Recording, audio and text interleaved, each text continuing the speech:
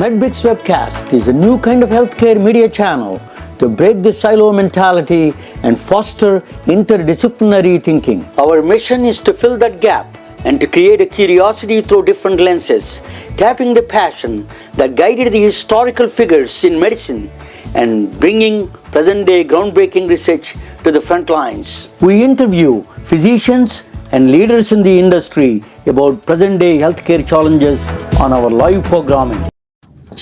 Hello, welcome to the MedBix Webcast. This is Ramana Annamaraju. I'm the host. No, I'm not Albert Einstein. Maybe my guest is. So we'll talk with her in a minute. But we are going to talk about a little bit of month of June. So I have a very exciting guest. The second guest in the month of June for me. She's going to be coming in soon. But I have lined up quite a bit of a lineup in the month of June. So anyway, today I'm going to interview the doctor from New York Medical College, Dr. Padmini Murthy. She's basically back from neck of my woods in the back home, and her father is one of the famous engineer, Machagunam Viseswaraya. My brother's name is Viseswara Rao. He passed away recently, but he's also engineer.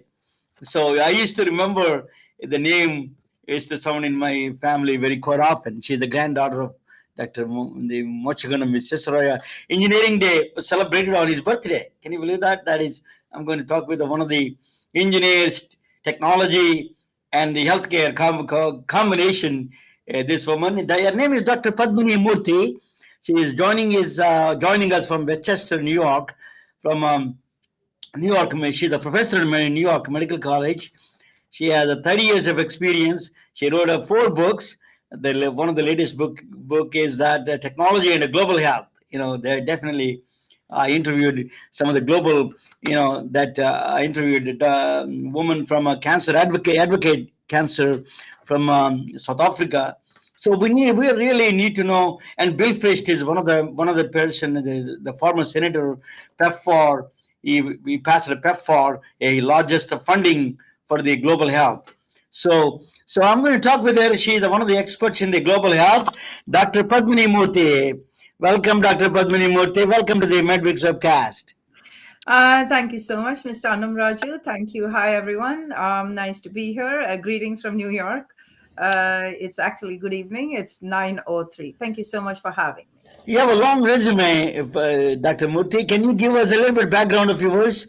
Whatever the background that, your professional background and a little bit of personal, whatever you can. Yeah. So, thank you so much. I guess so I'm Indian American, and I traveled a lot before moving to the US more than 25 years ago.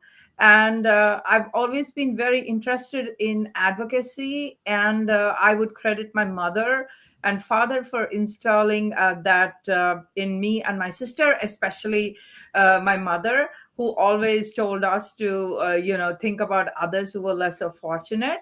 And I worked in quite a few countries, and for me, my passion is advocacy and women's health and what we can do. So I try to, in my work, bring about the lens between clinical medicine and public health, and and also advocates. And I feel a lot of us, especially physicians who are working in global health, are really global health diplomats, because we are trying to do make changes in policy, give policy recommendations so that changes are made in policy.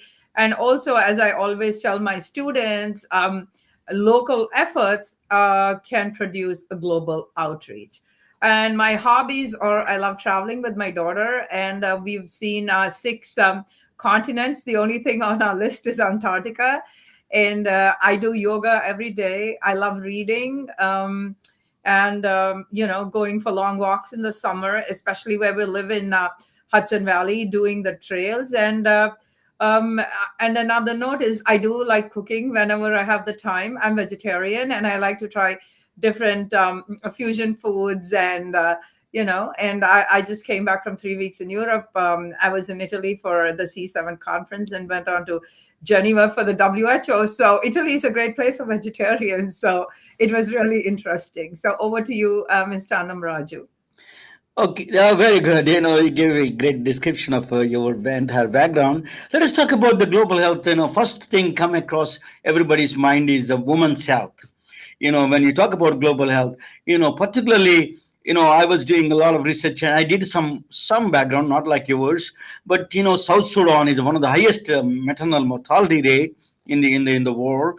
So tell us a little bit about the maternal health across the globe, and also if you can give a couple of sentences about couple of minutes about India and then Africa, and which is and then other countries like Muslim countries. What are the challenges you face in the maternal health?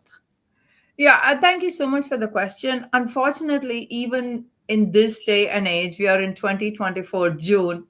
We have more than 250,000 women approximately dying in childbirth each year.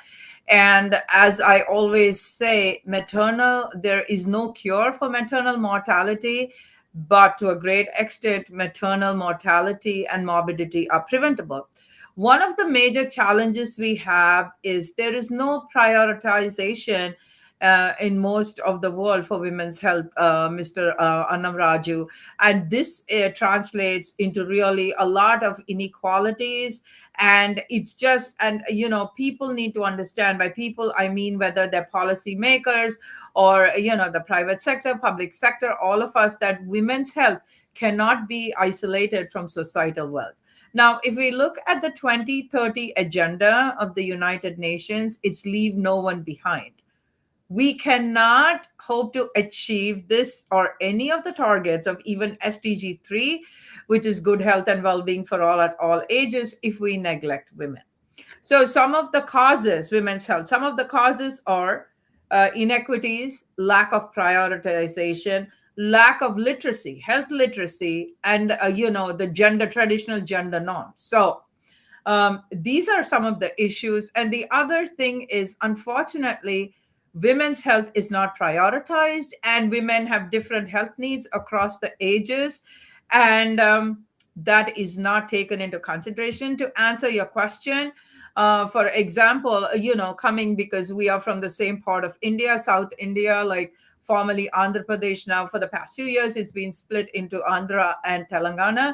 But I just wanted to say that when I was a young medical student and doing my OB rotations in Guntur Medical College, it was so sad to see that we often did not have gloves. So what would we do? We would either wash the gloves and use them again, or I have delivered babies using plastic bags.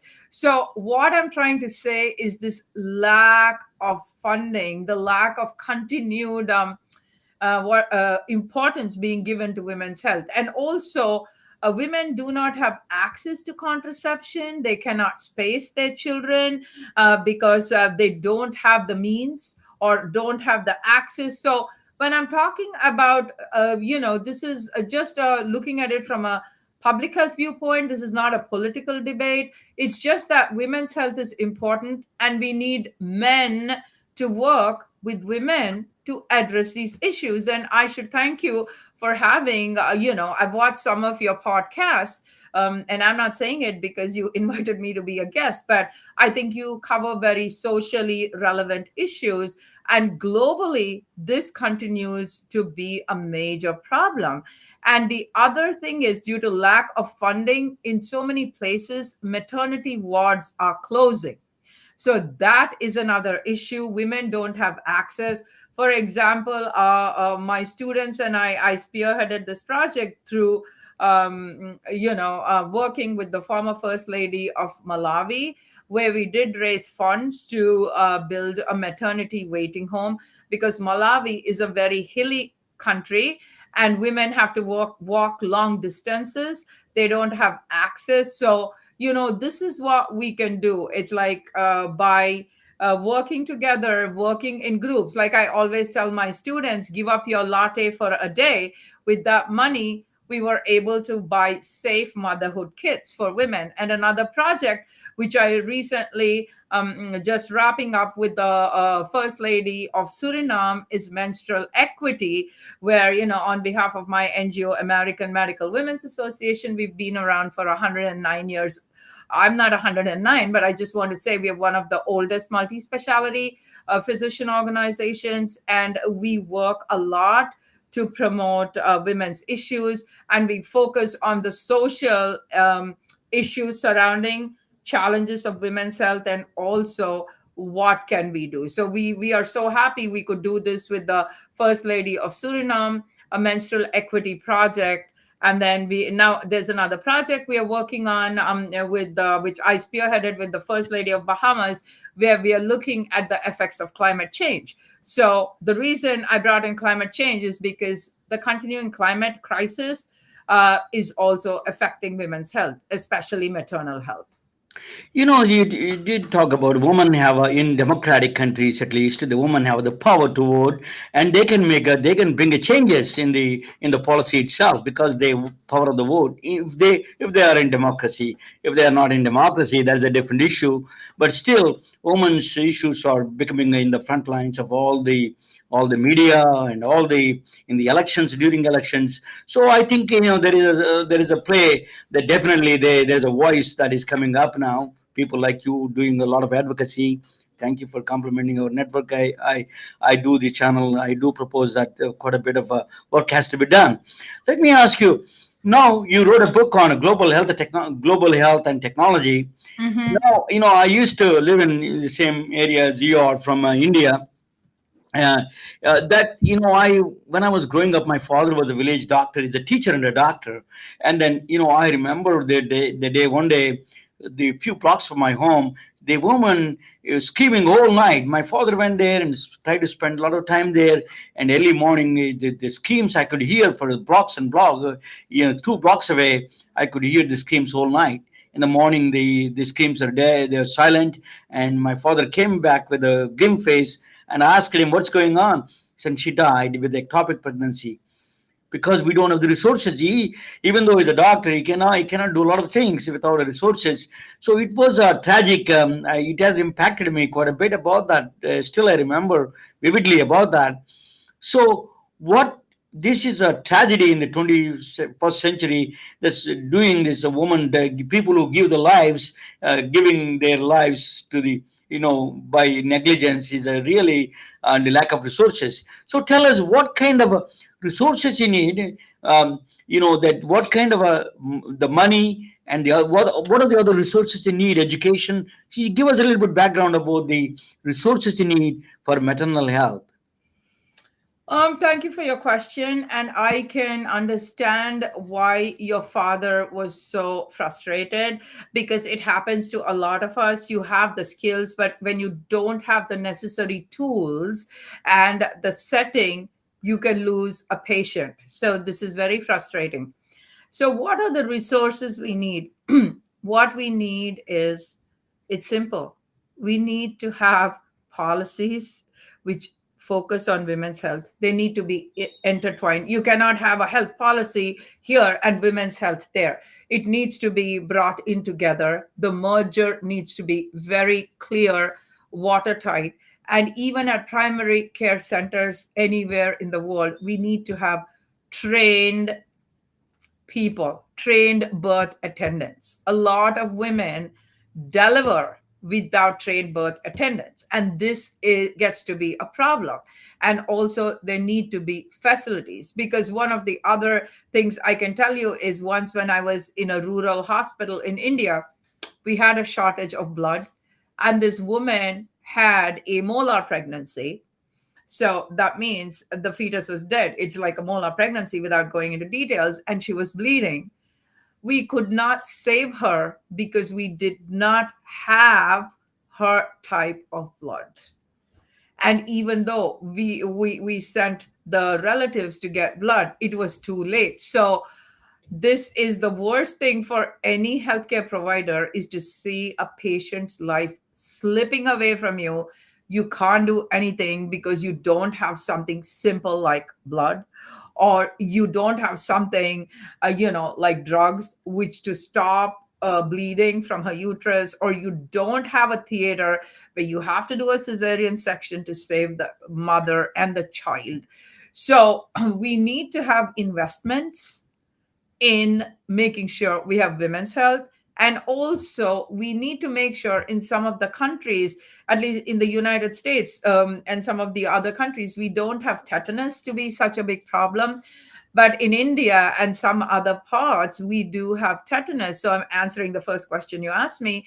So all pregnant women, we advise them to get their, tetanus vaccine. So sometimes they don't have access to the vaccine. And if it's a high risk pregnancy, they don't come till it is very late. So there are so many things. And also, one of the other things we need to be aware of is nutrition. A lot of times pregnant women don't get the sufficient nutrition due to so many, like they usually eat at the last. It's the whole gender norm, it's culture. Like everybody in the family eats and then they eat, so they're not so this can cause growth retardation among the babies. It does not, it's not good for the woman. And also, even postpartum, they can get infections. That's a major issue we are facing, postpartum infections. And also there is something called postpartum depression, postpartum blues, postpartum psychosis. And then we do not address the mental health of patients because that is taboo. It's Correct. not fancy to say somebody has a mental health issue. It's more, what shall I say, like diabetes is a designer disease. People used to think because only rich people get diabetes. In the past that was a notion, but now it's not true, we know that. But it's like, okay, you have money, so you have calories, so you're rich. So unfortunately, mental health everywhere is so much of a taboo, especially after a woman has given birth. She can have this where she needs help. So these are a lot of issues we need to address. And the other thing is gender based violence is a major issue. Is that also, the other problem we have is that this whole gender based violence where women are ill treated, they're not given access, they don't have support, they can't talk about it because it's a culture of shame and silence. So there's so many social determinants also which come into play when we're talking about women's health. And it gets a little more complicated when we're talking about pregnant women. I'm glad you mentioned the mental health. That is actually my cousin. In fact, she died because of postpartum depression. That's a very rare. The first time I witnessed it myself. She is very close to us. I never thought that. While I was living in Atlanta, there is an Indian woman. She jumped from the into the. She took the kids and jumped in front of a train. So it's a very tragic, but that is the one thing we don't pay attention to much. I'm glad you brought that up. Mental health. What are the solutions for that kind of a thing particularly in the global, in the developing economies, and in the countries like India and other countries? How do you address that kind of a problem? And awareness is the first thing, right? People is a stigma attached. Can you talk about a little bit about the mental health and the resources we need to put together for? Yeah, well, because you said about India, I'm just going to focus on India. So, one of the things is I think even the providers who see the women, Yeah. just not a trained psychiatrist, need to be made aware and then refer the woman, and also talk to the family to say this is not her fault, because one of the beliefs is they're possessed or there's somebody has done black magic on them. And even now in so many parts, unfortunately in India, even though India has advanced so much, it is still persisting. So it's also socially educating the communities, her family, and also the woman needs to know it's okay to say you're not up to it. It's okay to say you are fed up, you can't do this, you need help. So I think is that is a whole issue. So we really need to make sure we educate the providers to look for the warning signs, and even tell the women, like when they come for their checkups, they need to be asked. And especially after the postpartum checkup, also the family members, not to say she's lazy, she's not interested in taking care of the baby or feeding the baby, or she's not, she's unkempt. So these are some of the warning signs we need to be aware of. And again, it's not a shame to say my mood, I am feeling down. So this mental health stigma is there in so many parts of the world, but it's more in some restrictive societies where you have to, zip up, close your lips, just go on like an automatic machine. So this is something, and thank you for sharing that. I'm so sorry this happened to your cousin, but this has happened to so many women. And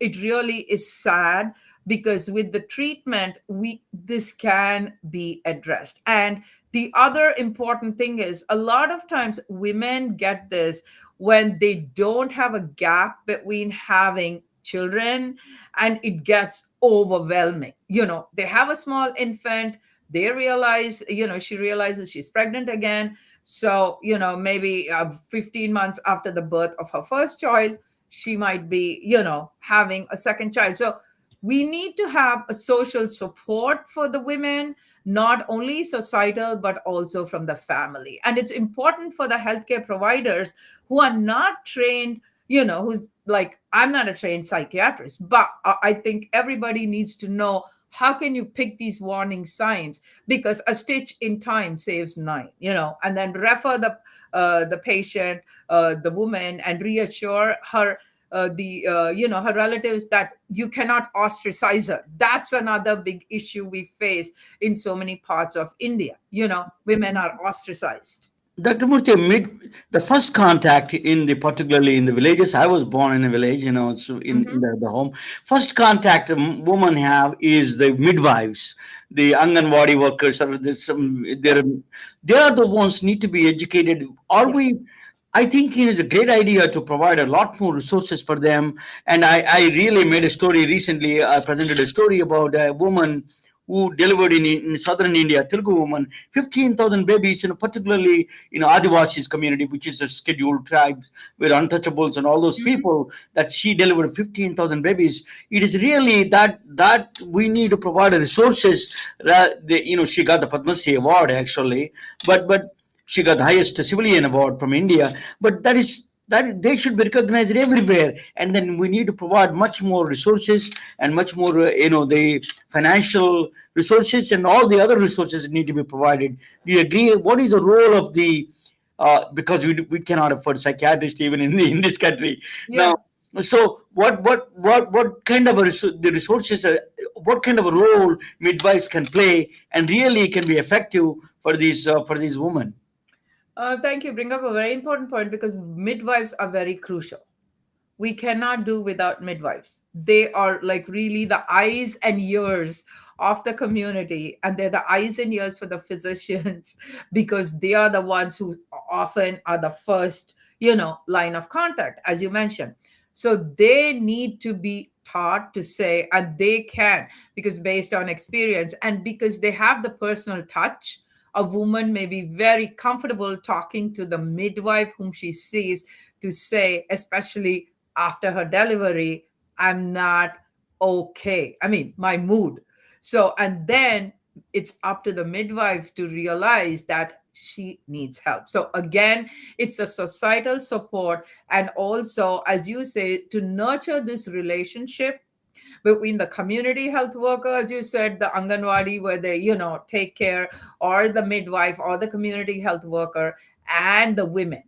And also, if she tells somebody at home, it can be her mother-in-law, her sister-in-law, her mother, or they cannot dismiss this and say, oh, she's crazy, because that the social stigma. So it's, best is to talk about it. And I just want to give a parallel example. The former ambassador of Suriname to the UN, I've had the privilege of knowing him and working with him, Ambassador Henry McDonald. He was the one who was behind, when Ban Ki-moon, the former Secretary General, announced the He for She movement, where men stand with women. It's a big campaign. Your listeners can Google like He for She. And then Ambassador McDonald was instrumental in having barbershops, men in barbershops talking about violence. So you see, reaching out to the grassroots. So The same thing, maybe we could use that, like, like in India. I'm taking the example of India because you brought this up. They still have plays. You have all these people performing plays. So talk about mental issues, especially puppet shows. So it's just not Twitter. I'm sorry, it's called X now, or Instagram or Facebook, and nobody's paying me to talk about that. But I think similarly, we need to make use of the media, the communication we have in the villages in India to get the message across and have men involved, whether it's the village head, because Ambassador McDonald could do it with the barber shops. This is a great initiative. So maybe there's something like this where we can talk about women's mental health. Love that, E for she. Let me. That's a great message. Let me ask you. The question is sexual health. A little bit change the topic a little bit about this. Mhm, The pro. I was talking with Salami Myers from a cancer advocacy from group from South mhm, Africa. She was mhm, mentioning about HPV vaccines. mhm, Cervical cancer can be preventable, but mhm. there is a because of the sexual encounters and the prominence of multiple partners, whatever the reasons are, that can be preventable, but that is not. HPV vaccine is a globally, it is a big challenge sometimes to get the access to the HPV vaccines. Tell us a little bit about that. What is your view on that? Actually, HPV vaccines, they're really making good progress. And Amber, American Medical Women, we've been very involved. And one of my friends and colleagues in Canada actually lobbied to have a HPV National Day in Canada. And even in India. Now, the problem is the cost. You see, even before here, the insurance company always did not pick up the tab. Later on, it changed. But the cost is the problem because they're very, I think Merck, as far as I know, I think is one of the very few ones making the Gardasil, the HPV vaccine. But again, it's education. And that's why I bring up the policy, because I've worked for so many years, in policy. I'm very, we need to bring it, like we have the necessary immunization schedule. We need to bring HPV in also into India. You give this vaccine, you give the tetanus vaccine, you give the MMR vaccine, you give this vaccine, that vaccine. You need to include even this HPV. It can be given to young boys and young girls. Now, there needs to be some way the cost can be offset.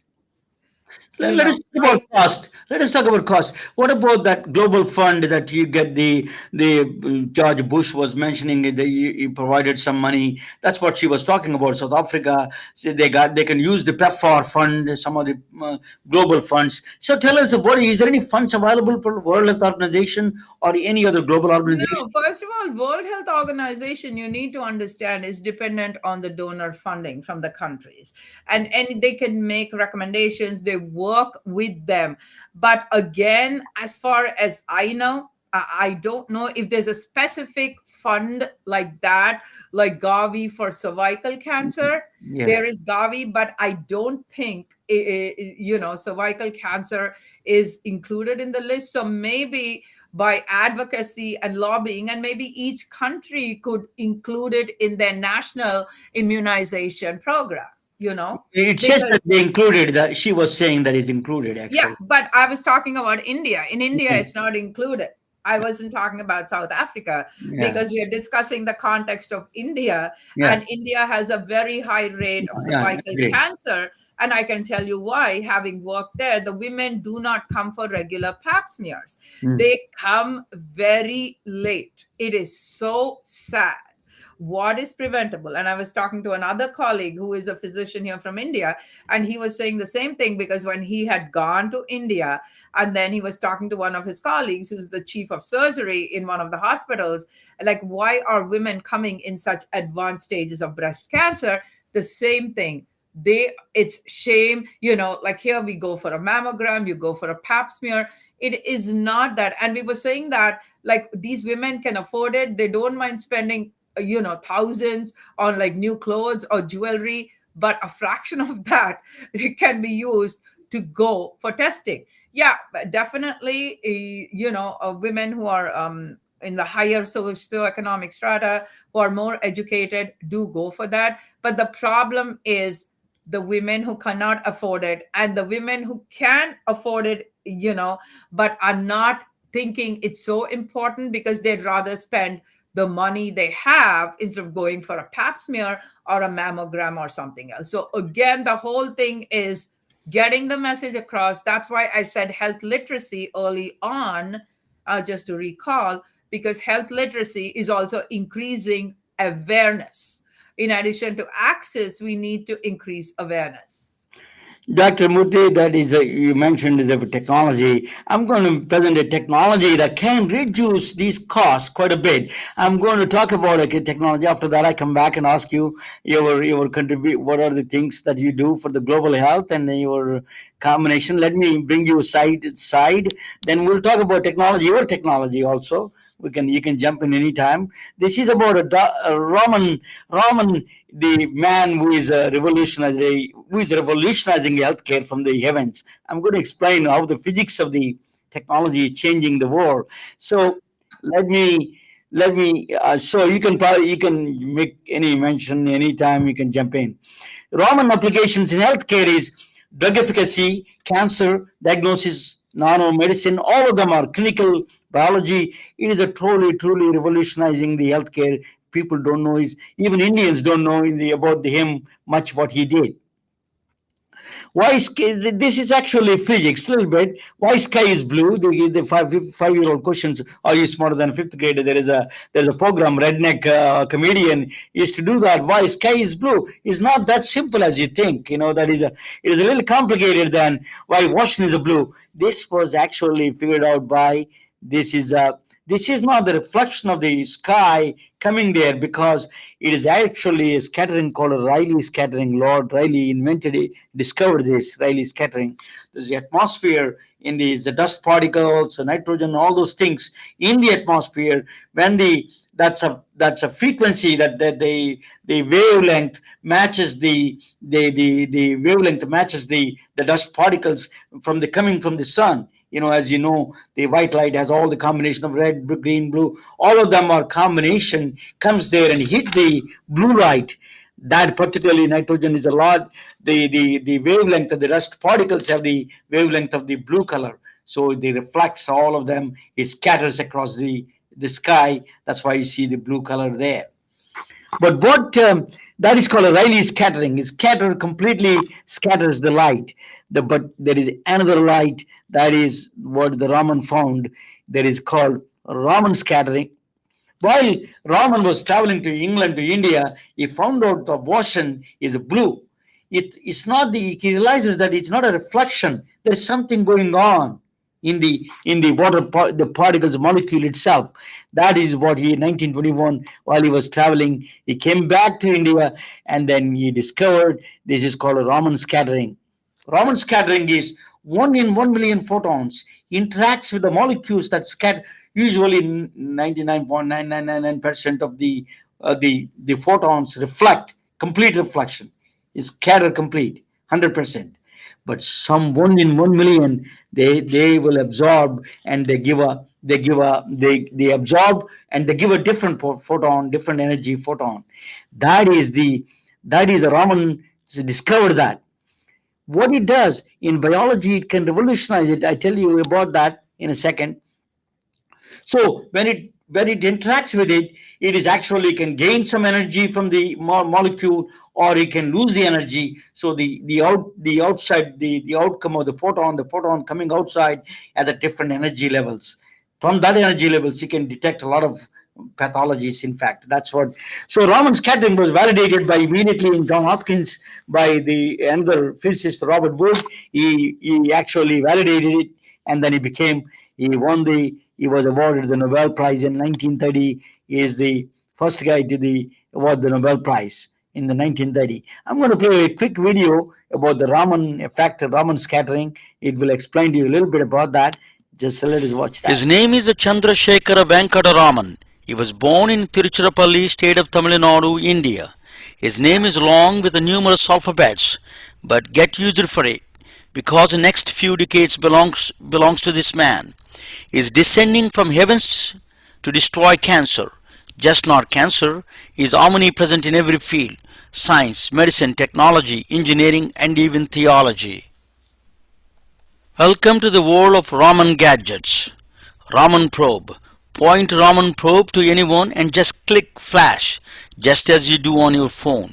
It gives instant result that person has a cancer or not. No elaborate testing, no other diagnostic testing required. Cancer detection in seconds. Raman pen. Raman pen, point and click at the finger and tell you the blood sugar levels instant. No more shedding of blood drops by millions of diabetic patients. Raman scanner. Just place your hand gently on the Pharmanex Raman scanner. It gives you the fruit and vegetable intake and in correlation with the antioxidant activity in your body. By monitoring antioxidant levels may help you to prevent some diseases. Raman inspector. Raman inspector, and a handheld instrument, is an invaluable tool for law enforcement. Just point and click, it identifies the counterfeit drugs.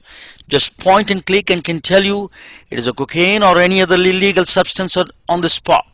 No labs, no other testing required. Just point and click and can tell you right there if it is a hair gel or explosive material in the container without opening it.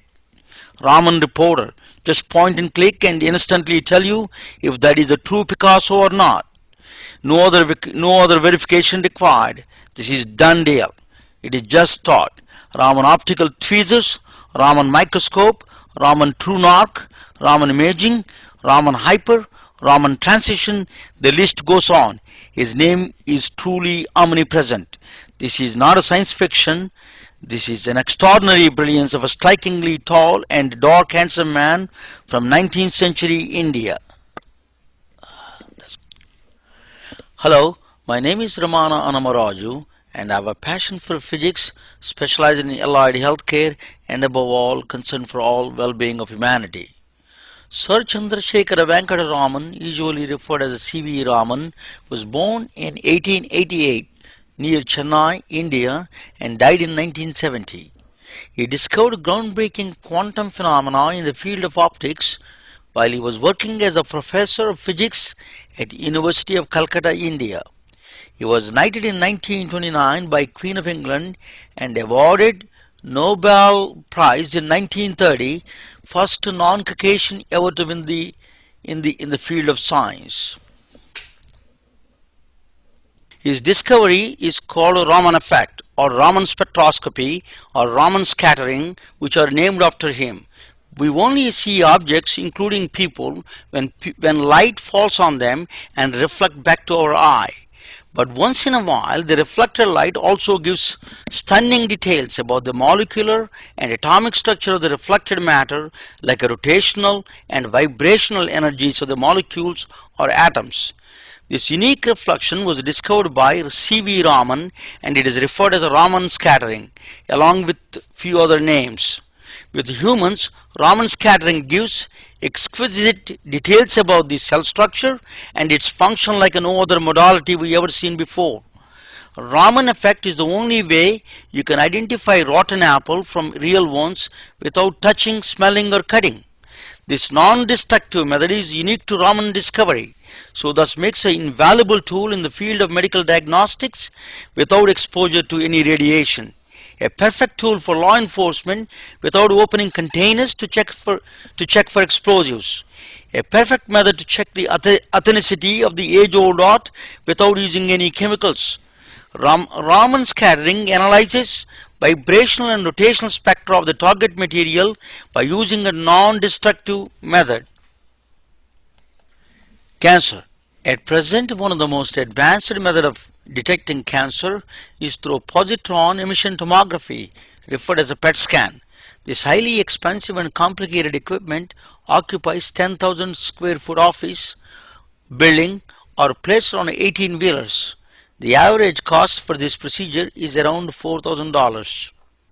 Imagine exam that combines into a single scan the diagnostic imaging power of 10 PET studies, each measuring an essential dimension of cancer's aggressiveness, metastatic potential, and susceptibility to the radio and chemotherapy at the cost less than $25. Raman spectrometer, uh, handheld Raman spectrometer can deliver that punch with a style.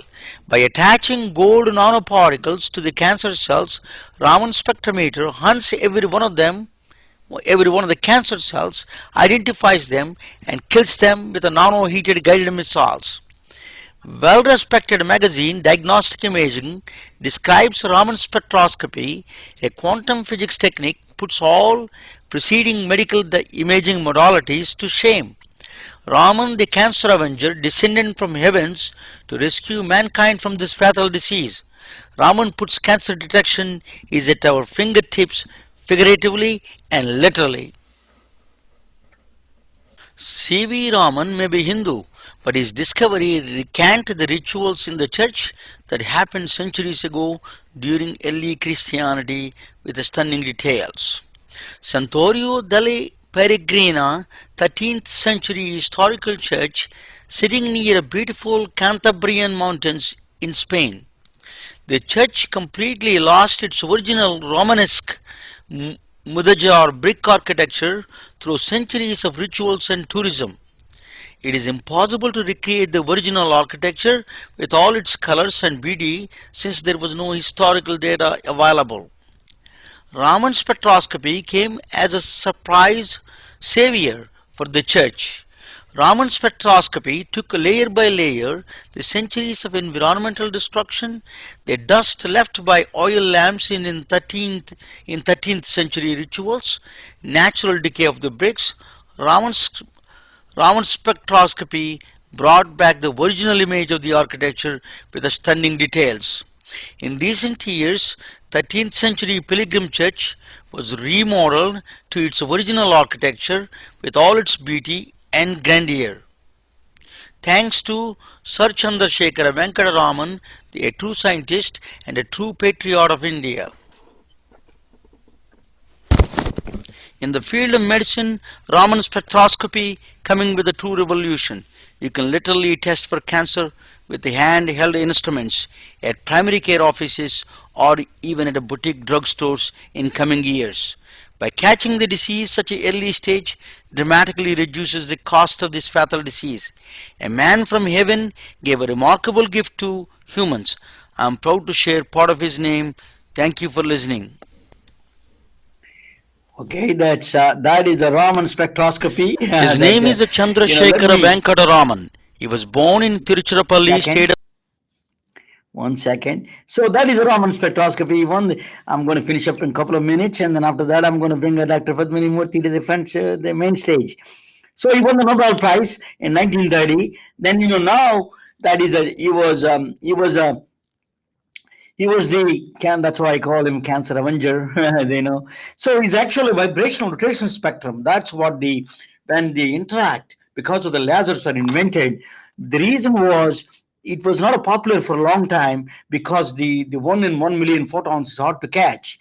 So that's now after the invention of the lasers, what it does is that the surface enhanced 1 in 1 million. That's a very tough to catch. That's why what they did was it was not a popular for a while.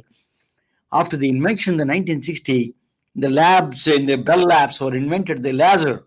After the lasers, that was Raman effect became really revived completely.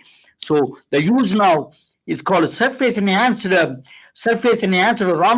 scattering. They use that. What they do is a layer. They put the gold nanoparticles there on that one. It amplifies the 1 million, 1 photon amplifies it. So you get if there is a cell acting abnormal, one particular cell, you can see that through this the amplified signal from the Raman signal. That is called a Raman signal actually. Single molecule. You can anomaly in pathology, you can figure it out. Can you believe that? That is stunning detail. Raman spectroscopy is going to give us in the future. A lot of people are working on it, not except India.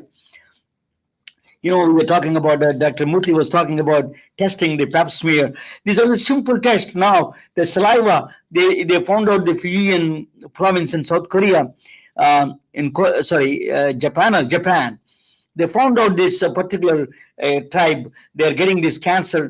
They found out through the Raman saliva testing, through Raman effect. Raman, just a simply handheld instrument, can tell in South Korea. That is Raman spectroscopy application. They are using it right now. They that detected a lot of the cancer through that process. Ramen probes are all portable. It's just easy to carry. Now the food, actually food content. Now new thing is the food things, actually. A lot of with the Raman probe, you can tell what is contained in the food composition, is any pathologies are there, anything like that. And the Ibrahim from John Hopkins actually use a Raman probe to while he is doing surgery in the real time, can see that the counter, particularly it helps you the identify, the lighten up all the anomalies in the cells. So this Raman spectroscopy is the breast cancer is one of the things that we could use. Eventually, we can give these Anganwadi workers or the midwives. They can do these things. So technology can really take us to the next level. Give a woman to the access to all the mammograms and everything you need in the future. It's really technology can play a role in that sense. So Raman, counterfeit drugs, for example, India produces a lot of counterfeit drugs nowadays. So we can find out counterfeit drugs through the probe itself. Just to flash it, that's it. It will tell you what composition it has. So Sherlock, now Raman probe is in the Mars. It's called Sherlock is the I hope like scanning habitable environmental with a Raman luminescence, organics and chemicals. NASA doesn't know how to give the names, but the Raman spectroscopy they're using to find out the life on the Mars. Perseverance rover is checking on it. So Raman really the another one, the last one I'm going to talk about is theology. There is a something, the cloth they found out 2,000 years ago, that they found out is mentioned about Jesus' wife. So they wanted to check it whether it is really 2,000 years old or not. During the Jesus was alive, this was really written during the time. It was validated actually through Raman spectroscopy. It validated this process. So, but anyway, thanks for watching. This is a really, Raman spectroscopy was one of the people we don't even know India. The people that ask questions, he says, India also didn't know much about the Raman, but he was one of the most significant scientific discovery that is making a difference in the future of the medicine. Is going to make a big difference in the future of the medicine. Thank you for watching. Let me bring Dr. Padmini there. So, Dr. Padmini, you tell us a little bit about your technology, what makes a difference. You see, we are from India. We don't know anything about Raman, Dr. Yellapagada Subbarao, and I talk about these people. That really sad part is we don't even know these people what they did for us. Yeah, it's not my technology, but I just wanted to say that one of my good friends and colleagues, Dr. Amy Ansel, and I, we worked on this book, Technology and Global Public Health. And it was interesting because we had people, contributors from 10 different countries. We had students too. And the whole premise why we put this together is how can there are so many innovations, and I'm sure if we do an update for this book in a couple of years, we'll be focusing on other revolutionary innovations like excuse me, AI, which are there. But one of the whole things is we looked at how can this help women, and there are even technology, for example, which can help gender-based violence. And there's technology, there are apps, or in India there are so many cell phone users. So using cell phone, and especially now, I was recently in Geneva at the World Health Assembly, and I just wanted to share this technology because they are with the rural villages. There was this person, they are trying to see how can they have people get access to, without internet, like know what's going on. So they are just piloting this project. It was really fascinating. And then there was this lady, actually, Durga Das, who was a former cricket Indian captain, and she was in the US. She went back to India, and now she's working to address water, providing water by using like water from cloud condensation. So what I'm trying to say is there's so much of technology out there, and some of it is so simple, like you wonder, is it there? And you just talked about what Sir C.V. Raman said, and thank you. I didn't even know that he had done so. I was familiar with the spectrometer, but I was not sure about all this. But I think there are so many low cost innovations. Like, when you look at the pap smear, it's saving lives. It's pretty low cost. It can be pretty much done anywhere. So I think this is what we need to focus on. And then when we are even looking at, again, I will come back to the advances of vaccines have been invaluable in saving lives. When you look at smallpox, how many lives it killed, how many lives it took. So I think low cost technologies are here, and that's why I think we are having so much of AI, um, working to look at the different aspects of technology. And I still think, even you were talking about this, even like today, what fascinates me after so many years, that with a drop of blood, you can get the whole picture of a person. That is technology. The pap smear, for example, you give the example of pap smear. If we can do the fast, immediate, right there on the scene, on the go, that instead of sending to a lab and get the results, if we can do rapid testing on those things, it is really makes a difference in the people's lives. So we are really the when I say technology, it's a science, really the science of these people, like the 19th century, 19th century physicists like C.V. Raman, Yellaprakada Subbarao, all those people who did that, really, they science is the fundamentally behind this, and then we are using the technology as a great tool to enhance that kind of thing and give access to the people. That is our goal. Tell us a little bit about your that let us talk about the antibiotics, why that misuse of antibiotics in those countries, and there's a lot of these resistances coming up. Tell us a little bit about that, if you don't mind. Yeah, like as we're wrapping up, I think thank you for asking that. AMR, as it's called, antimicrobial resistance, is one of the top public health challenges. And according to a report released by the World Health Organization just a few years ago in 2019, 2020, AMR was responsible for 1.27 million deaths globally. And also contributed, it was directly responsible for 1.27 global deaths in 2019, which is not a small number. And again, one of the other problems we have is when I was in Geneva doing Walk the Talk, they have that annual walk and run.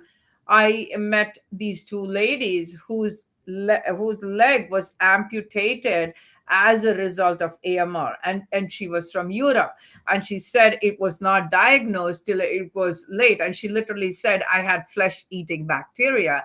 So what I'm trying to say is, one of the issues are, it occurs in so many countries. As I just said, this poor lady who lost her limb was amputated. She was from Europe, so that's one of the higher income countries. But unfortunately, it has known to affect people in all regions, all socioeconomic strata. But unfortunately, AMR has been exacerbated by inequality and poverty, and also it's putting a lot of the modern medicine gains at risk, because after surgery you do the surgery, but if your patient is infected and then there's AMR, it's very hard to save the patient. So this is an acute crisis, and not only is it causes death, but it also causes disability. Like this lady I was referring to, she has an artificial limb. So look at the disability. Look at her disability adjusted life years. I mean, it is so sad. And the other thing is, we all love numbers because numbers give us pictures. So I just want to talk about this. According to the World Bank, right? They estimate that AMR will result in additional healthcare costs of 3.4, between 1 to 3.4 trillion dollars by 2050. That many losses. So it's terrible. And by 2030, it says US 1 trillion to 3.4 GDP losses per year by 2030. This is terrible. 2030 is around the corner. And also, they say by 2050, in addition to this, you could have $1 trillion more of expenses in healthcare. So, what do we do? That's why it is the, like the tsunami just waiting to explode. It's already exploding. And on the 26th of September, during the United Nations General Assembly, the high level meeting is there about AMR. So to come together to see what can be done. And as you said earlier, one of the indiscriminate uses of antibiotics, and in so many countries it's not regulated. Like you could just go to a medical store without a script from a physician or a nurse and just pick up an antibiotic, like if you have a cold. So all this is contributing to, and unfortunately, the way the bacteria gets resistant to these, we cannot develop drug resistant, we cannot develop the bacterial resistant drugs as fast. So it's a major challenge we are facing. In American perspective, I've been here 40 years. I can tell you, it's a global health. They used to think that somewhere there in other countries is not our problem.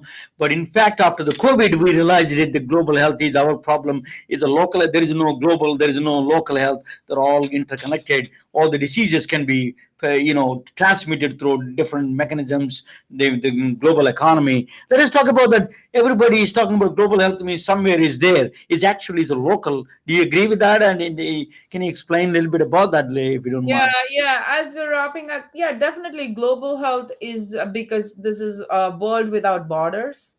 What happened, for example, let's go to COVID. It's not that I'm bringing it up. COVID started in China, but it spread all over. Like I always tell my students, we need passports and visas to travel, but diseases do not. So the downside of globalization is the spread of disease. Now, everything is not pessimistic. The upside of globalization is we can share, we know what's happening when there is a sentinel, we call it a sentinel, event, like there's something, it raises a red flag because of globalization. We can address it because we can resource share, but we need to be very careful because that is one of the issues we are facing is right around the corner, is antimicrobial resistance. And also, it's just not only resistance to bacteria, it's resistance to fungi. And then we have the multi drug resistant tuberculosis. I just want to talk for 1 minute as we're wrapping up. My eyes are on the clock. Is that one of the major challenges we have is this is so virulent, it can spread. And TB is not, as you said, it's just not a disease of those countries. It happens everywhere. That too, when people have HIV, we have seen that HIV and tuberculosis can coexist. So when you have these infections which coexist with the AMR, it gets worse. And drug resistance, and unfortunately, according to statistics in 2022, that is just 2 years ago, only 2 in 5 people, like means out of every 5 people diagnosed with drug resistant tuberculosis, accessed treatment. So you see, this is a major challenge. Not only is it economic burden, but it's also affecting the social structure. So it goes much beyond just the disease, and it can become a chronic disease, which it has become. That's a major challenge. Dr. Murthy is available on minimurthy1234 @gmail.com or Padmini md.com. She's available. She for consulting, for the global consulting, on all the other anything the advice you need or education you need. And she wrote 4 books. And then we need to check on that. It's a totally privilege to talk with you, Dr. Murthy. It is a particularly, very personal to me. You're from my home state, and then your grandfather is one of the well-known, respected figures in the world, in India particularly. So it's a truly privilege and honor to talk with you. Thank you so much to talk with us. Thank you so much. Have a good evening, and thank you for all the work you're doing. Bye. Bye. Bye. Retelling their stories through our patented designs that can be worn on scrubs, t-shirts, printed on conference bags, and endless other promotional materials. Daily Wear for Medicine is the first ever of its kind to create curiosity in medicine through visual art. We at MedBricks are celebrating unsung heroes of the past who made enormous contributions to the field of medicine through our unique campaign called Daily Wear for Medicine. You can wear it, carry it, and give it